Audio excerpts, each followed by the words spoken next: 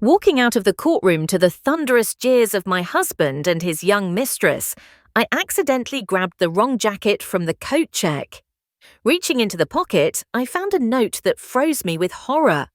I stumbled out of the courtroom, clutching a few sheets of paper, essentially my last hope for justice, but also a heavy confirmation of my humiliating defeat. The mocking laughter of my soon-to-be ex-husband felt like someone scraping a knife across my nerves. He and his new conquest, that young woman who, according to him, no one could resist, didn't miss the chance to celebrate my distress. To think I once trusted this man, that I placed all my hopes in him. And now I was standing on the cold marble floor of the hallway next to the board, listing the names of plaintiffs and defendants, unable to even muster a simple retort to their biting remarks. 6 years of married life had gone down the drain. I begged myself to just hold on a little longer. I tried to find compromises. I believed we'd have a home, children, that we'd overcome our daily problems. But then I watched him change his plans without consulting me, cancel our agreements, and then a loyal friend named Stephanie appeared in his life. While I was slowly and painfully trying to process it all, he was already deciding my future. He was the one who filed for divorce first. He slandered me so viciously that I began to feel guilty even for things I'd never done. A little more, and I might have done something crazy, but luckily, a kind of total numbness saved me. Before the judge, I simply stopped resisting. My husband's lawyer acted with much more confidence. He was better prepared than I was. What can I say? My representative, a casual acquaintance from a little-known firm, probably didn't even put in much effort. In the end, the court's ruling left me with barely any of my rights. My ex-husband, though legally we weren't fully divorced yet, the court had only issued a preliminary decision, smiled triumphantly when the judge announced the main terms. He left the room almost on my heels, accompanied by his young mistress, and threw a few scathing phrases at my feet, ending with a sarcastic, "You got what you deserved." I could barely comprehend where I needed to go, to the coat check, to the street, to home. What do you do when all your plans crumble? I went to retrieve my belongings on autopilot. The coat check area was a bit chaotic. People were in a hurry.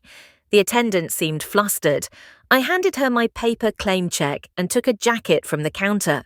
By its shape and colour, it really looked like mine, dark blue with a hood and slightly slanted pockets. But then I heard my husband and his mistress lingering by the back door. They were apparently trading jokes at my expense again. They were surely gloating, mocking me, commenting on how I had been a complete loser in court. I couldn't take it anymore. I bolted for the exit.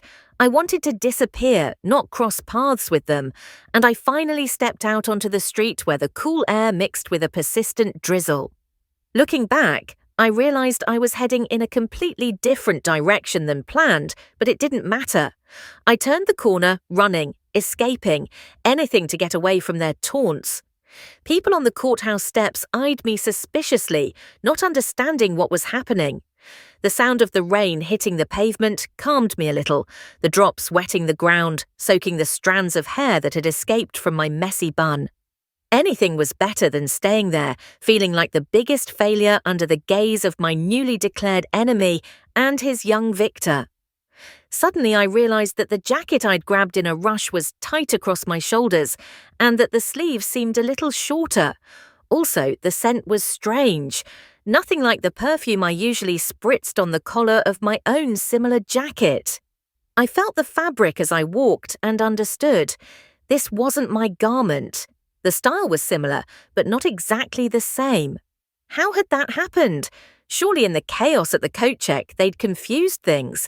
In my frustration, I was about to throw the jacket on the ground, but I remembered the weather was wet, and I still had some documents in my bag. I didn't want everything to get soaked. Great, I thought. Thanks, fate. Not only was I pushed to the brink of hysteria in court, but I'm also left without my own clothes. Although, come to think of it, what if this is the mistress's jacket? With my luck, it was perfectly possible. She was also wearing a blue quilted jacket, I think. My God, I didn't know whether to laugh or cry. I decided to check the pocket, hoping to find a tag or maybe a business card to return the item to its owner. I reached into the inside pocket and felt a folded paper. I carefully took it out. It was a crumpled sheet torn from a notebook, and I read, "Do whatever's necessary so she doesn't dispute the assets. It has to look like an accident. Deadline no more than 2 weeks. I promise the rest of the payment after the final liquidation." My fingers went so cold that the paper fell to the ground. My head spun for a moment. My heart pounded fiercely as if I had run a 100-yard dash. Only one thought hammered in my head. This is about me. They really want. No, that's crazy. I bent down, picked up the paper with a trembling hand, mechanically put it in my bag, and looked around in fear. Passers-by walked by, some shopping, others on their way to appointments. From their perspective, everything seemed normal. But for me, suddenly, the world had turned upside down. The lines written on that piece of paper in clumsy ballpoint pen handwriting were, in essence, a death sentence. They planned to eliminate me so I couldn't claim anything, but who and why? The assumptions swirled in my mind. That young woman, my husband's mistress, could have plotted something like this. She had been fueling his hatred for me for months. Perhaps they thought it would be easier to get rid of me than to legally divide the assets. I kept walking down the street, almost stumbling. Several times I tried to convince myself, what if this has nothing to do with me, just a stupid coincidence? But what if they mentioned my last name somewhere? What if even my own husband decided I would go all the way, that I would appeal or cause a scandal, and that it would be more convenient for him to just get rid of me? My soul shrank with these thoughts. A few minutes passed before I could more or less catch my breath. I needed to find a quiet corner in a courtyard, lean against a wall, and reread the note. I carefully pulled out the piece of paper and saw, "Must give up the house and finances. If necessary, use contacts. Liquidate within the established deadline, keeping me out of the picture." Sum, and there was a pretty considerable figure after ensuring everything is clean. A shiver ran through my body. Until now, I had thought my husband only wanted to kick me out of the house, get total control of our home, the one I believed we had built together, and that I would end up on the street. But this was different. This looked like a hit. Would he really be capable of murder? In court, he had insisted on portraying me as an immoral, unbalanced woman. He could have manipulated everyone so that when the time came, my sudden disappearance wouldn't surprise anyone. Yes, maybe that's exactly their plan. My breathing became erratic, almost suffocating. I realized I was nervously fiddling with the zipper of this stranger's jacket. In fact, it was logical to think, if the jacket belonged to the mistress, then the paper was hers too. There was the answer. I remembered her gaze, in which a strange coldness was sometimes visible. I had always suspected that behind her angelic appearance, a tough character was hidden, which, combined with my softness, had easily subdued my husband. Should I go to the police right now? But I didn't even have proof that this note really referred to me. There were no names. Who would believe me? I could already imagine the skeptical smile of an officer. "Who knows what you read, Mum?" I was scared. Going back to the court coat check to ask to switch belongings probably wouldn't make sense anymore. Besides, if that girl realized she had lost something incriminating, her plan could accelerate. I needed to act intelligently, and still I decided not to give up. My childhood friend Amanda always told me, if life backs you into a corner, look for your enemy's weak points. For a long time, I refused to call my husband an enemy, but now I couldn't find another definition. He and his mistress clearly wished me as much good as a hunter wishes a fox, so I would have to find evidence of their conspiracy, or at least protect myself. I called Amanda, trying to speak in a neutral tone. I told her the trial had been a complete disaster and that I needed to see her urgently. She was surprised, but agreed to meet me at a coffee shop near my house in a couple of hours. She said she was very busy with work, but seeing me in such a state, she took a break. When I arrived at the place, a simple and quite empty spot infused with the aroma of freshly baked pastries, Amanda was already waiting for me at a table with 2 cups of tea. I, however, couldn't swallow anything. My stomach was completely knotted. "What happened?" she asked in a low voice, seeing my haggard face and reddened eyes. "The trial. Tell me." I told her everything as best I could, struggling to breathe, and in the end, I took the cursed paper from my bag and handed it to her to read. Amanda's eyes also widened. She grabbed the sheet as if it could bite her fingers and then whispered, "How horrible! But we're not going to stand idly by. The police might not take us seriously, but we can go to a lawyer, to acquaintances, try to conduct our own investigation. Your husband's mistress might be feeling too secure. Maybe we should—" She fell silent, mulling over options. I added in a low voice that I didn't know where to go because if the words on that note were true, the operation could be carried out at any moment. Yes, it sounded paranoid, but the more I thought about what was written, the clearer it became. The phrase, "it has to look like an accident," explained everything. They could push me in front of a car, cause a fire, poison me, and no one would suspect it was murder. And my husband would simply shrug. We had conflicts, but I didn't wish him harm, and there would be no way to prove otherwise. "We have to make copies," Amanda said suddenly with determination. "Photograph it, send it to someone you trust, and if you have a place to hide, do it. We'll start moving immediately. I know someone who does private investigations discreetly. For a fee, he can investigate that woman's past, her contacts." I grabbed my friend's hand, and although my pulse was still racing, I felt warmth knowing I wasn't alone. We agreed that that very night I would send her a photo of the note, and that I would go to my aunt's house in the suburbs. Aunt Cheryl has her own house, far from the passions of the city. Besides, she had always told me, "If you ever need to escape bad circumstances, my door is open." Yes, I would have to take a couple of days to regain my strength and calmly think about the next steps. That same afternoon, I packed a small suitcase, packed a few things without drawing attention, turned off my phone, and went to the bus station. I was very scared. What if they were following me? What if they knew I had discovered the secret about the upcoming attempt? But the simple thought of escaping that nest cheered me up. On the bus, I kept glancing around discreetly. Most of the passengers were older women, teenagers with headphones, and a couple of landscapers with their tools. No one looked like a hired killer. I tried to relax and to distract myself a bit. I started to watch the scenery out the window. We were leaving the city. Meadows and fields replaced the monotonous grey suburbs, and then the dark road passed through scattered rows of trees. When I got to my aunt's house, I felt a little calmer. She hugged me very tightly, without asking questions. She just looked at my tear-filled face and shook her head as if to say, "Poor thing." At night, I couldn't sleep, but when I finally fell into a light sleep, I had a nightmare. I was walking down an alley, and behind me, I heard footsteps. Someone reached out to push me into the road, where a car was speeding by. I woke up soaked in a cold sweat. In the morning, my aunt gave me milk with honey. She says it's to calm the nerves and asked me what had happened. I told her everything briefly, but I omitted the detail about the note mentioning elimination. I was afraid of scaring her even more, or that she would think I was exaggerating.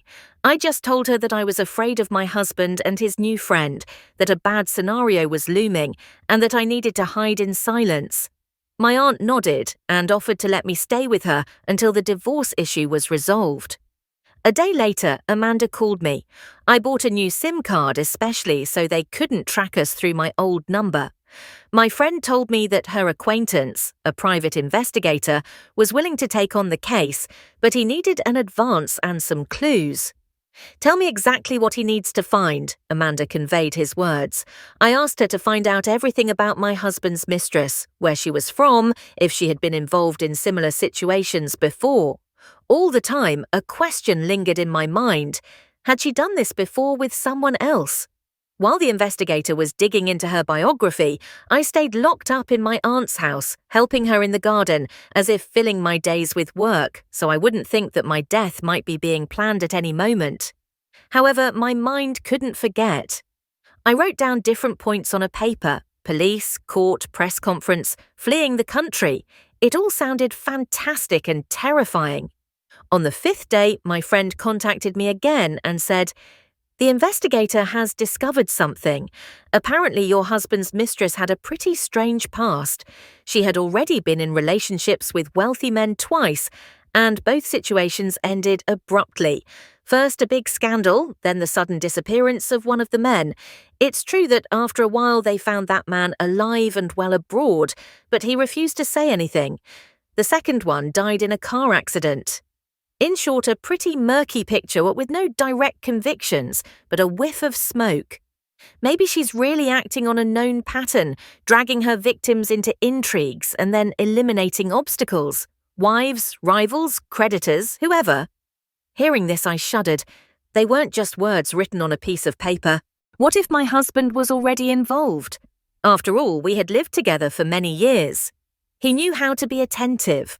But since that young predator appeared in his life, he had become another person.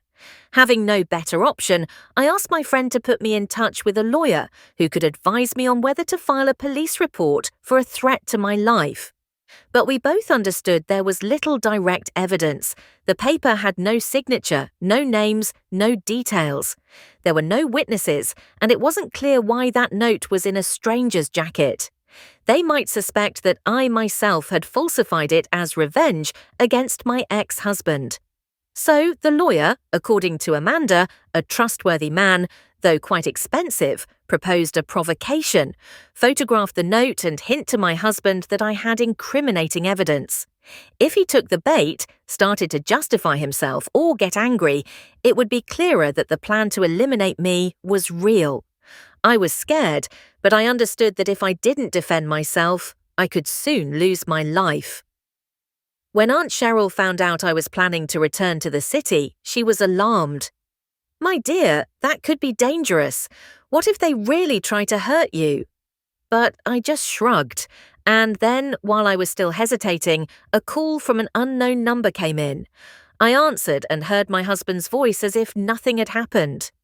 "Hello, I've been trying to find you. Where have you been hiding? I have a proposal. Let's resolve our differences without going to court. Do you really want to complicate everything? I'm willing to give you money if you agree not to dispute anything. We just need to meet." A shiver ran through me. There it was, the confirmation. He had decided not to get into new lawsuits that could drag on. He wanted to buy my silence or lure me into a trap. And then I realized, if he was calling me himself, he probably didn't yet know that I had the note in my hands. Would his mistress have noticed that her belonging had accidentally ended up with me? Maybe not. That day she ran after him. The jacket was left in the coat check, and they left without a second thought. "Okay," I said, trying not to let the tremble in my voice show. "Where do you want to meet?" He suggested our old favourite restaurant where we used to celebrate anniversaries, symbolic and terrifying. It was precisely there that I once heard his confession that there was someone else in his life, although at the time I didn't take it seriously. "Fine, let's meet at the restaurant." I could prepare, bring someone with me, try to get information out of him discreetly, or at least observe his reaction. When I shared the plan with Amanda, she immediately rejected the idea of me going alone. "Are you crazy? He could put poison in your drink, or his friends could prevent you from leaving," she exclaimed. "The investigator can wait outside, but that doesn't guarantee your safety." We talked about how being in a public place, the risk was lower than in some empty garage, although we couldn't be too trusting. The day of the meeting arrived. I decided to dress discreetly, nothing flashy, with comfortable shoes so I could run if necessary. I arrived before the agreed-upon time, chose a table with a good view of the room, and sat facing the entrance. I turned off my phone. My heart was beating so hard I was afraid the waiter could hear it. At the next tables, some women were talking in low voices. A slightly drunk man was laughing loudly. Someone else was taking photos with their phone. About 15 minutes later, my husband came in, saw me and smiled with disdain. His gaze was cold, confident. He sat across from me and unbuttoned his jacket. "Well," he said in a whisper, "I'm glad you came. I hope you're reasonable and don't want a war that lasts for years." I just nodded, staring at him. He immediately began to talk about how he was willing to make certain concessions, give me a sum of money to leave him alone and not claim my share in the real estate. "You're going to spend a lot of energy on all those lawsuits. Believe me, it's better for you to accept, say, a cool $700,000 and leave without a scandal." That wasn't even a third of what I was entitled to in a fair division of assets, but I pretended to think about it, and looking him directly in the eyes, I said, "Yes, maybe I'll accept, but first tell me, what will happen if I don't accept? Do you already have a plan to get rid of me?" He leaned back in his chair abruptly. "What nonsense is that? Why would I want to get rid of you? I just want you to disappear from my life, even if it's in another city. And what if I found a note in a stranger's jacket that talks about accidents and elimination? What do you think about that, darling?" When I mentioned the word note, I saw him flinch, although he quickly tried to hide it. He said, "What rubbish! Don't make things up." But something like fear appeared in his eyes. "Listen, don't get paranoid," he muttered with difficulty. "If you have suspicions, we can solve it. I wasn't planning on killing anyone." "I understand, but maybe someone around you was planning it," I asked. At that moment, he fell silent and looked away. And then I understood. He might not have been the author of the plan, but he was accepting what his mistress was plotting, fueling the conflict with me. Still, it was terrible. He hadn't stopped her, even if he suspected she wanted to eliminate me. Inside me, indignation boiled fiercely again. We talked for a long time. He insisted on offering me money. He begged me not to make any information public, not to mention his new relationship. About the note, he said it was a misunderstanding, that I was having hallucinations. "Honey," he said. I could see a muscle in his neck trembling, how he was trying to hide his irritation. I knew I could cause a scene right there in the restaurant. Several times I noticed him looking around the room as if he expected someone else to appear, but apparently his mistress wasn't nearby. Maybe she was waiting somewhere secluded. Finally, I told him, "Okay, let's do this. I'll think about it, but before I accept the money, I want to make sure I'll be fine. If not, I'll go to the police and give them something to analyze." I nodded meaningfully, making it clear that I was referring to the little paper. He forced a smile and said, "Of course you'll be alive and well. We're not barbarians. We're reasonable people. In fact, I'm surprised at how your imagination has run wild." But the nervous trembling in his hand said it all. With that, we parted ways. He went to the counter and paid the bill. Then we went out onto the street together. It was no longer raining and the sun burned a yellow spot in the sky. I took a taxi so he wouldn't offer to drive me, and I saw in the mirror that my husband was still standing there for a few minutes typing something on his phone with a grim face. Maybe he was informing her that I already knew. After that meeting, a new feeling of desperation came over me. It turns out that from now on, I'm in their hands. If they decide I pose a danger, they might try to eliminate me before I get to the police. I hurried home, or rather to a friend's apartment. She had gone on vacation and agreed to lend me her place. With trembling hands, I dialed Amanda's number and told her about the conversation. "Don't worry," Amanda said. "Now we'll consult with a lawyer. Maybe it's necessary to officially notify the authorities, show them we know something, warn them. That way they can't act openly." But as the lawyer explained, we didn't really have evidence. The simple paper was suspicious, but it had no names. Confirming that the love for my husband drove some woman to order the murder would be difficult in court. Yes, we could file a report, but if the criminals were clever enough, they would erase the tracks and present me as a lunatic.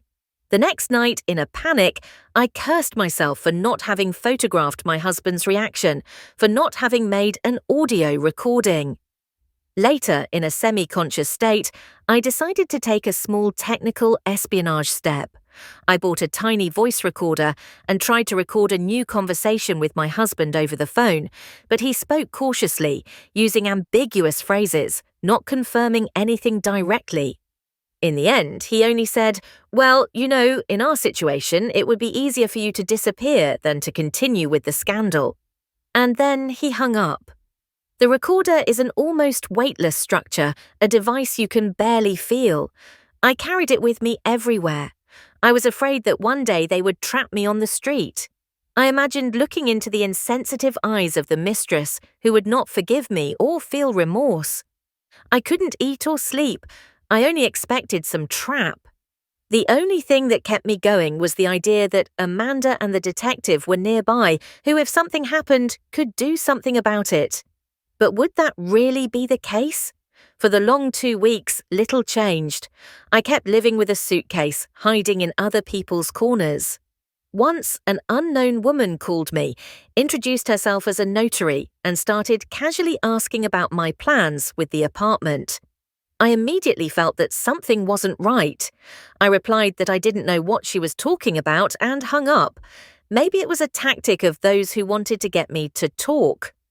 Then, like a bolt from the blue, my husband called my phone. He said, "her friend says she's willing to talk to you directly. Maybe that way you can reach an agreement. Drop the mutual claims. I'm tired of being the intermediary." I almost laughed. I had no intention of discussing my claims directly with her, much less with her possible role as an instigator of a murder. But again, I decided that if I didn't try, I would lose the opportunity to get more evidence, or perhaps force them to back down.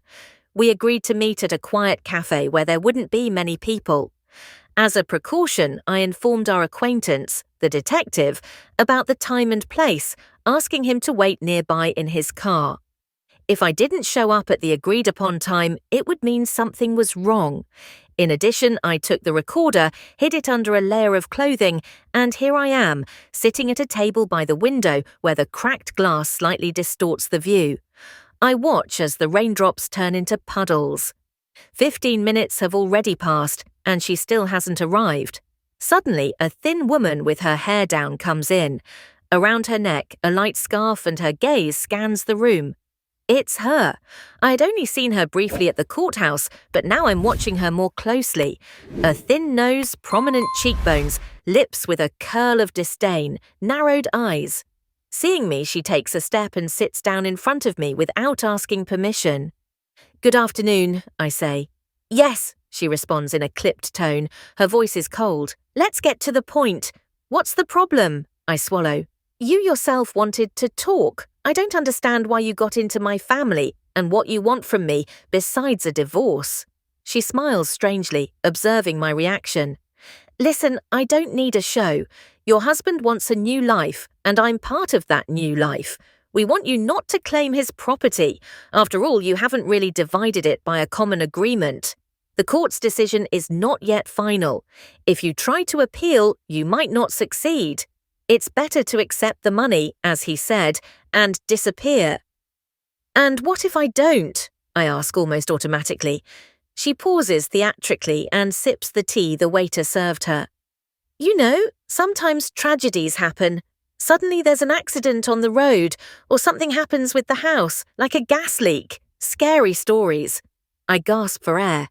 She's talking about a possible accidental death without any remorse. Maybe she thinks I won't be able to prove it. Yes, she doesn't say anything directly, but the insinuation is more than clear. "So are you threatening to kill me?" I manage to say. She shakes her head, looking at my coffee cup. "I'm just saying that a lot of things happen in life.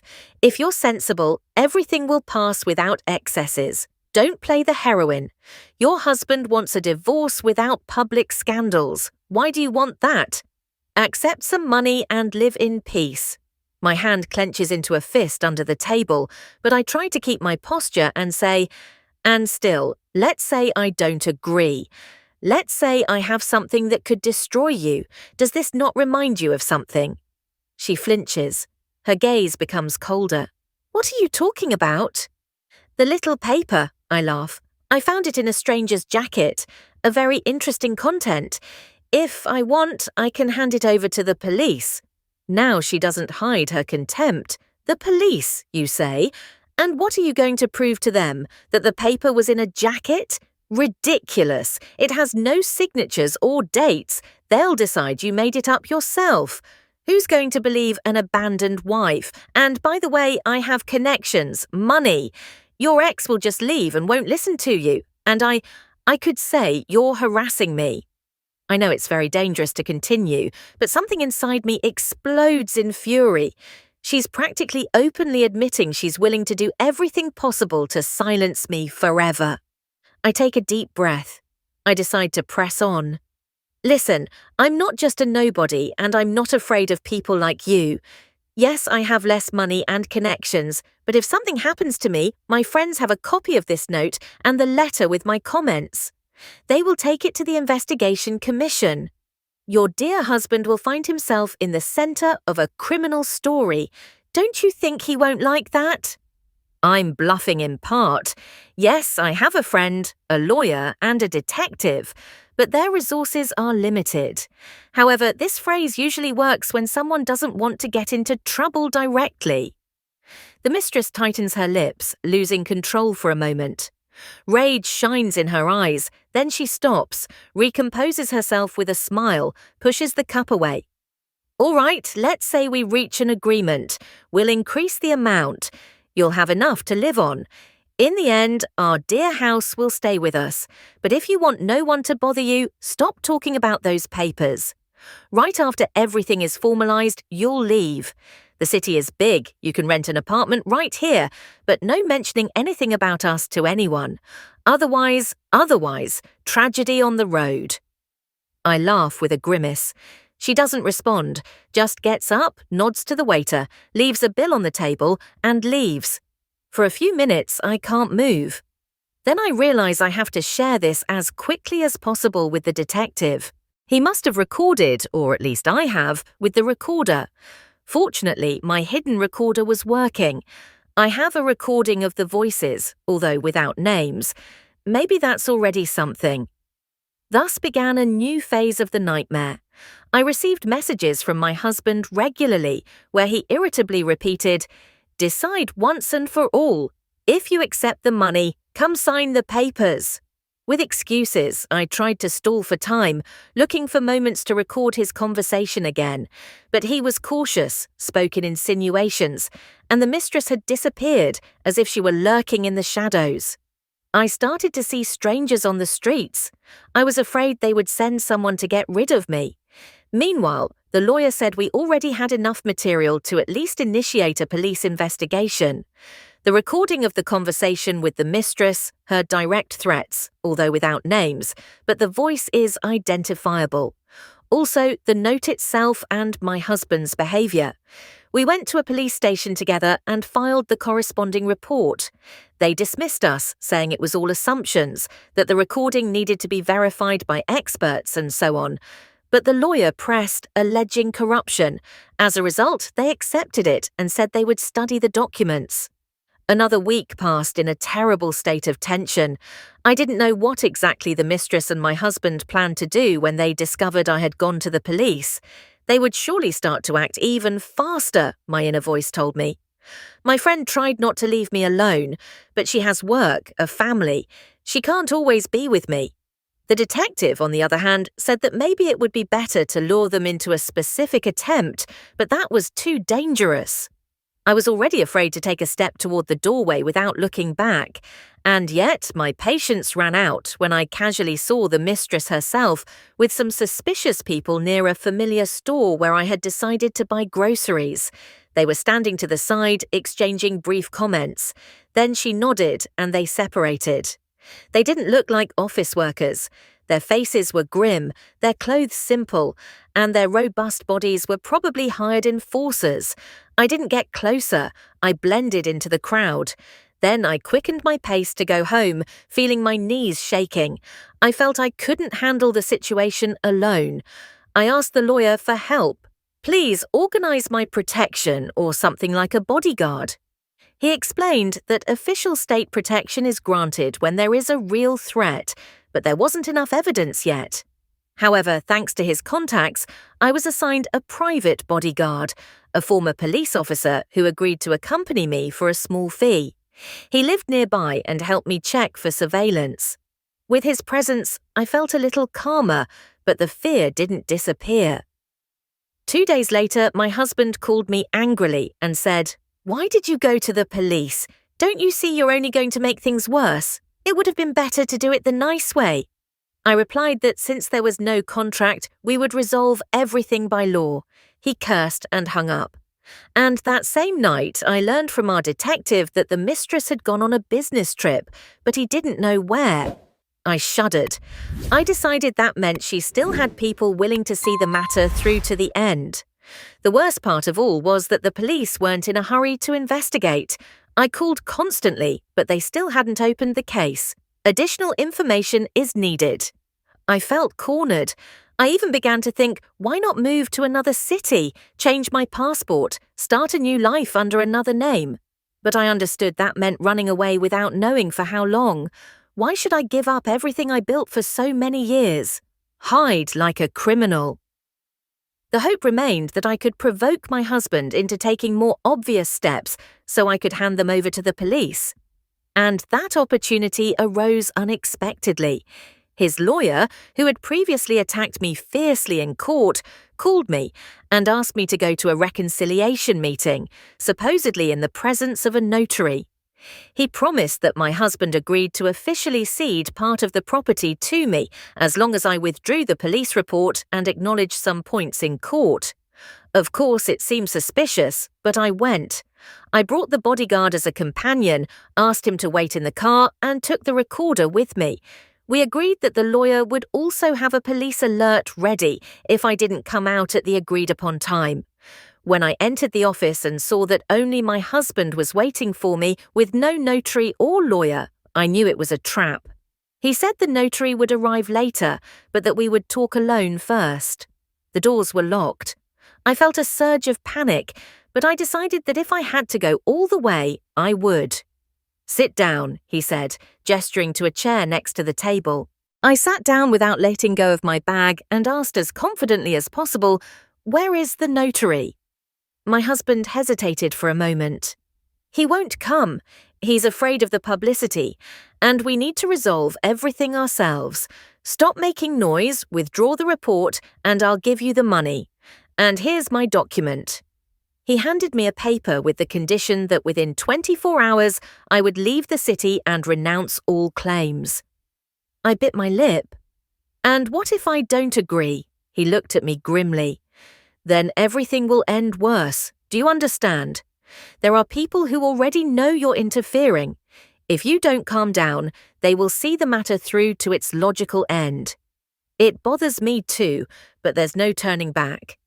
"No turning back to our marriage or to my life?" I couldn't help but ask. He didn't answer immediately. Then he muttered "I didn't want it to come to this, but she manipulated me. She has contacts. They can do everything cleanly.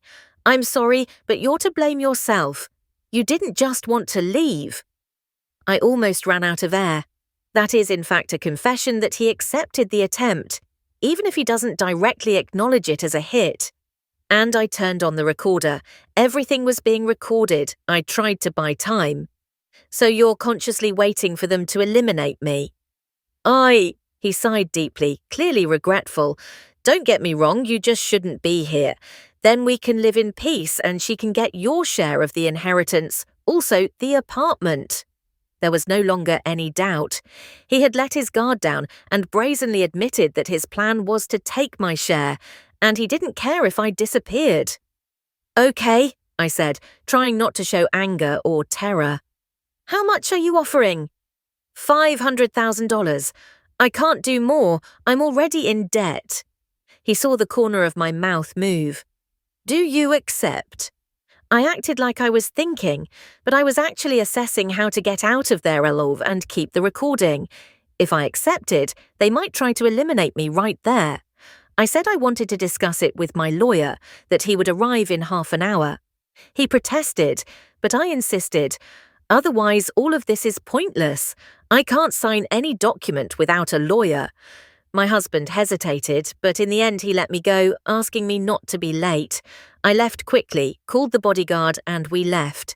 In the car, still breathing with difficulty, I turned on the recorder. Everything was recorded. That should be enough to take the first step with the police. I gave the recording to the lawyer, and we went back to the police. This time they reacted more seriously.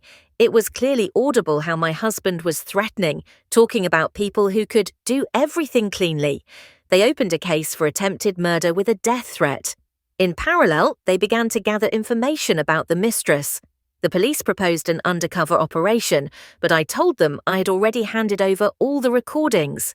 The only way I could help next time would be by organizing a meeting where they could be caught in the act, if there were direct threats or payments for my life. Soon, people of influence got involved in the case. It turned out that the mistress had probably been under surveillance for a while and had been involved in several shady cases. She had contacts in criminal circles. The chances of catching them were real if I helped gather evidence. I accepted, although I was trembling with fear. I would have to contact them, almost put myself in danger, but if everything went well, they would be arrested. On the appointed day, under the pretext of receiving money, I went to the agreed-upon location, a mansion on the outskirts that belonged to a friend of the mistress. Of course, I wasn't alone. Undercover agents were nearby. They put a microphone on my clothes. I went in, and there were my husband and that woman. She smiled, placed an envelope in front of me, and said, "This is even more than we promised. All you have to do is leave and leave us alone." "Oh," she added with a gesture, "just act like it's normal. Don't even go home if you keep making noise." That phrase was enough. The agents came in and showed their badges. The mistress burst into insults, ran toward her bag, where she apparently had a gun. My husband tried to escape through the back door, but was caught. Someone lunged at me. I fell and hit my side, but the most important thing is that I was still alive. Finally, everyone was arrested. They found the weapon, the envelope with money was there, and the agents had the recordings. All the evidence of the plot for the attempted murder was collected. When I got up staggering, I saw the mistress's face completely distorted by rage. She was screaming that it wasn't enough, that I was to blame, that my husband was a fool for not having been able to do the job without leaving a trace. My husband was there with his head down, although he was trying to call someone and asking for a lawyer. What followed felt like a dream. I could barely believe that this nightmare was coming to an end. A couple of months later, the investigation was moving toward its conclusion. I was given protection until everything calmed down. According to my testimonies, the recordings and the evidence found, including the famous note from the jacket pocket, which the forensic analysis deemed authentic, although without names, a criminal case was opened for the preparation of the attempt. Since then, my ex-husband and his accomplice, the mistress, have been in custody awaiting sentencing. I spent a lot of time recovering, seeing a psychologist, and trying to trust myself again. While I was under protection, my asset division case was finally reviewed, considering that many facts of fraud on his part had emerged. I was given back most of the properties, and most importantly, I was given the feeling that the truth can prevail. The police confirmed that if I hadn't found the note in time, this whole story could have ended in tragedy. Now, one afternoon, I leave a different courthouse alone, where the criminal part of the case is being handled, and blinking under the light of the street lamp, I think about how ironic life is. A simple misunderstanding with a coat, a stranger's jacket, a piece of paper in the pocket, and a monstrous truth was uncovered. It's unpleasant to accept that the person I once trusted planned my death and the deaths of others, but I no longer cry. I feel proud of having stood firm, of not having given up, and of not having let them destroy me. I walk on the wet cobblestones. I see Amanda in the distance, who waves and smiles at me. My thoughts are, I survived, and now everything will be different. Fate decreed that my marriage be destroyed. However, I found faith in myself and people who truly support me. In the end, this long and crazy story has this conclusion. Sometimes, when you have nothing left but courage and the will to live, you find a way out. And if someone tries to erase you from the face of the earth, your perseverance can change the course of events. I never imagined that a stranger's jacket would save my life. But that's exactly what happened at the end of the hearing. When they announced that my husband and his mistress would now be judged on criminal charges, I felt a great weight lift from my soul.